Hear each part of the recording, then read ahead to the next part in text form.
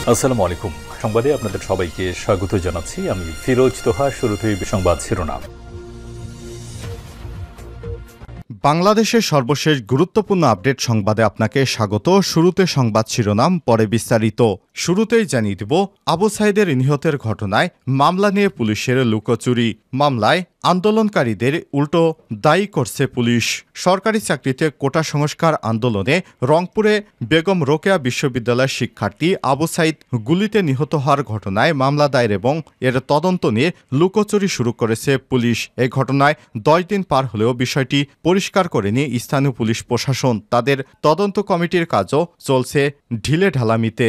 গুলির ঘটনায় অভিযোগ হিসেবে একজন সাব ইন্সপেক্টর এসআই নাম সামাজিক যোগাযোগ মাধ্যমে এলেও তাকে পাওয়া যাচ্ছে না, বরং রংপুর মেট্রোপলিটন পুলিশের কর্মকর্তারা এ বিষয়ে তথ্য দিতেও নারাজ। তারা বলছে, আবু সাইদের মৃত্যুর ঘটনায় আন্দোলনকারী শিক্ষার্থীরাই দায়ী। এরপর জানিয়ে দিব, মৃত্যুর 15 মিনিট আগেও ছাত্রদের ডেকে ডেকে পানি দিচ্ছিলেন মুগ্ধ। মা কেঁদেই চলেছে, বাবা নির্বাক। তার ফেসবুক জুড়ে ছাত্র আন্দোলনের সমর্থনের লেখা অসংখ্য স্ট্যাটাস। তাকে বৈষম্য বঞ্চনা থেকে তৈরি হওয়া ক্ষোভের আগুন। মৃত্যুর আগের দিন সারা দেশে হামলা, রক্তাক্ত ছবি দেখে লিখেছিলেন, এই আহাজারি সইতে পারছেন তো। সেই মীর মাহফুজুর রহমান মুগ্ধকে নিয়েই এখন আহাজারি চলছে খুলনা বিশ্ববিদ্যালয় শিক্ষার্থী, শিক্ষক সহ সবার মাঝে। কারণ এই ক্যাম্পাসেই তাকে গুলি করে হত্যা করেছে পুলিশ। এরপর জানিয়ে দিব, 10 দিনে কারাগারে 330 জন। চট্টগ্রামে গ্রেপ্তার আতঙ্কে ঘরছাড়া বিএনপির নেতাকর্মীরা। জানিয়ে দিব, শিক্ষার্থীদের হত্যা করে সরকারের উপর দায় চাপানো হয়েছে অভিযোগ করলেন আওয়ামী লীগের সাধারণ সম্পাদক এবং সড়ক পরিবহন ও সেতুমন্ত্রী ওবায়দুল কাদের।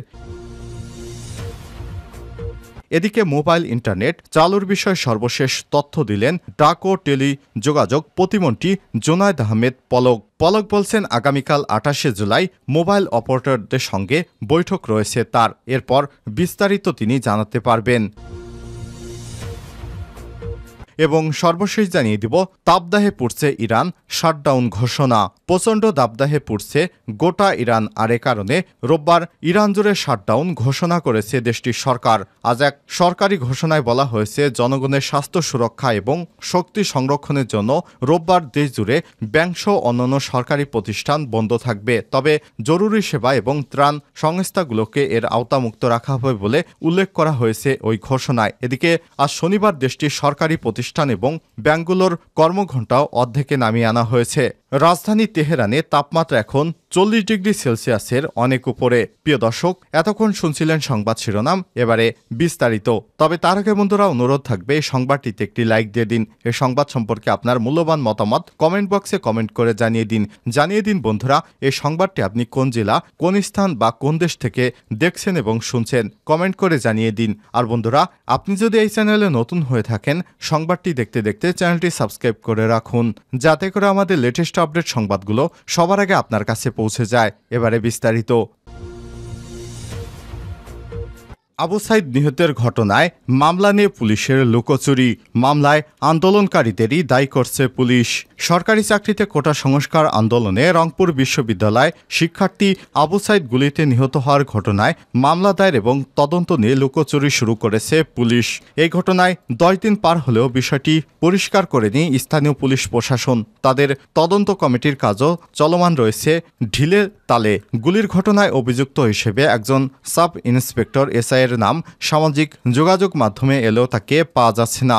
রংপুর মেট্রোপলিটন পুলিশের কর্মকর্তারা তার ব্যাপারে তথ্য দিতেও নারাজ। গত 16 জুন বেগম রোকেয়া বিশ্ববিদ্যালয়ের সামনে সংঘর্ষের সময় গুলিতে মারা যান আবু সাইদ। পরদিন রংপুর মেট্রোপলিটন তাজহাট থানায় এ ব্যাপারে একটি মামলা করা হয়। বাদী তাজহাট থানার বেরোবি পুলিশ ক্যাম্পেইন ইনচার্জ এসআই বিভূতি ভীষণ রায় পেনাল কোডের 143/18/353/353/435/427/302/302 ধারায় মামলাটি করা হয়। বিবরণে উল্লেখ করা হয়েছে, বেআইনি জনতা সাধারণ আক্রমণাত্মক অস্ত্রশস্ত্রে সজ্জিত হয়ে সরকারি কাজে বাধা সৃষ্টি করে গুরুতর জখম, চুরি ভাঙচুর, ক্ষতিসাধন এবং অগ্নিসংযোগ ও নিরীহ ছাত্রকে হত্যা করার মতো অপরাধ। আসামি হিসেবে কারো নাম উল্লেখ না থাকলেও এতে বলা হয়েছে এরা উচ্ছৃঙ্খল 2/3000 আন্দোলনকারী ছাত্র নামধারী দুর্বৃত্ত। তাদের সঙ্গে বিএনপি জামাত শিবির সমর্থিত নেতাকর্মীরাও রয়েছে। এই ঘটনা সম্পর্কে মামলায় বলা হয়েছে এ সময় পুরো বিশ্ববিদ্যালয় এলাকা রণক্ষেত্রে পরিণত হয়। বিভিন্ন দিক থেকে আন্দোলনকারীদের গোলাগুলি এবং ইটপাটকেল নিক্ষেপের এক পর্যায়ে একজন শিক্ষার্থী রাস্তায় পড়ে যেতে দেখা যায়। তখন তার সহপাঠীরা তাকে ধরাধরি করে জরুরি ভিত্তিতে চিকিৎসার জন্য রংপুর মেডিকেল কলেজ হাসপাতালে নিয়ে গেলে কর্তব্যরত চিকিৎসক মৃত ঘোষণা করেন। মৃত ছাত্রের নাম মোহাম্মদ আবু সাইদ, তার বয়স 23। তার পিতা মকবুল হোসেন এবং বাড়ি রংপুরের পীরগঞ্জের বাবনপুর জাফরপাড়ায়। সাধারণ ছাত্ররা বলছেন, কোটা সংস্কার আন্দোলন চলাকালে পুলিশের গুলিতে আবু সাইদ মারা গেলেও এই হত্যাকাণ্ডের ব্যাপারে সুস্পষ্ট মামলা এখনও হয়নি। উল্টো নিজেদের দোষ ঢাকতে পুলিশ দায়ী করেছে আন্দোলনকারী শিক্ষার্থীদের প্রশ্ন, প্রকাশ্যে বুকে গুলির যে ঘটনা সামাজিক যোগাযোগ মাধ্যমে তারা অবলম্বন করল, বিশ্ব দেখল, সেটি কি তাহলে মিথ্যা? এছাড়াও আন্দোলনকারী শিক্ষার্থীদের হাতে আগ্নেয়াস্ত্র ছিল না, ভিডিও দেখলে তার প্রমাণ মিলবে।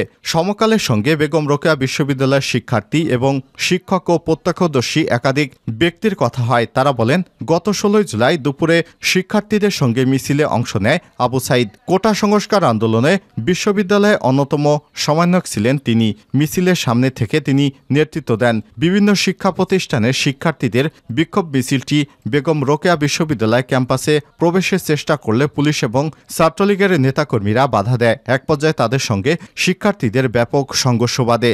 রণক্ষেত্রে পরিণত হয় বিশ্ববিদ্যালয় এলাকা। এ সময় শিক্ষার্থীদের ছত্রভঙ্গ করতে পুলিশ কাঁদানে গ্যাস, রাবার বুলেট এবং কয়েক রাউন্ড গুলি ছোড়ে।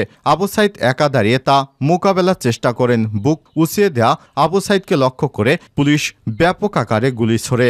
গুলিবিদ্ধ হয়ে মাটিতে লুটিয়ে পড়েন তিনি।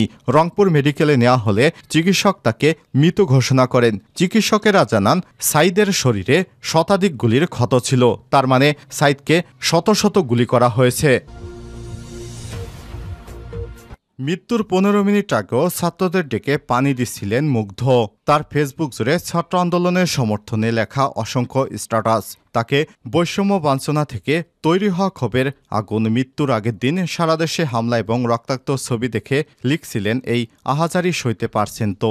সেই মীর মাহফুজুর রহমান মুগ্ধ।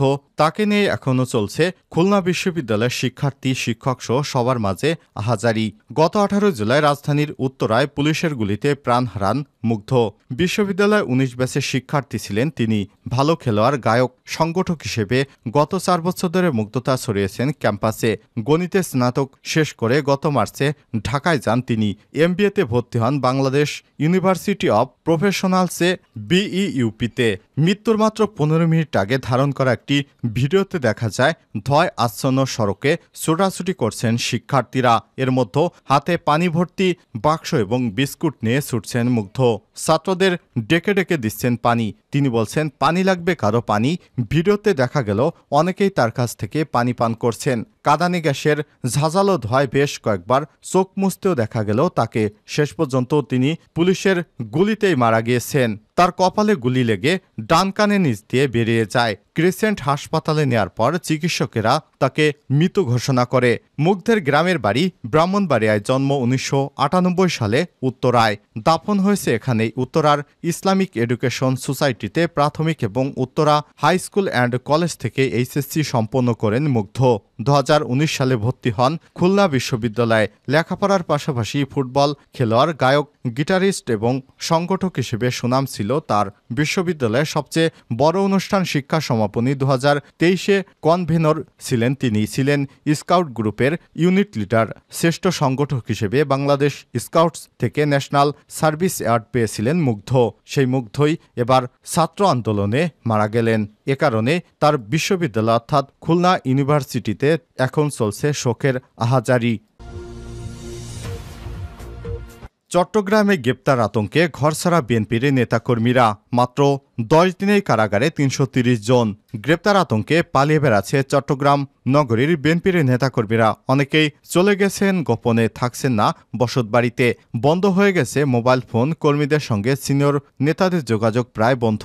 যেভাবে পারছেন কিছুদিন গা ঢাকা দিয়ে গ্রেপ্তার এড়ানোই এখন তাদের মূল লক্ষ্য হয়ে দাঁড়িয়েছে। কোটা সংস্কার আন্দোলনকে কেন্দ্র করে চট্টগ্রামে সহিংসতার, নাশকতার অভিযোগে একের পর এক মামলা হচ্ছে।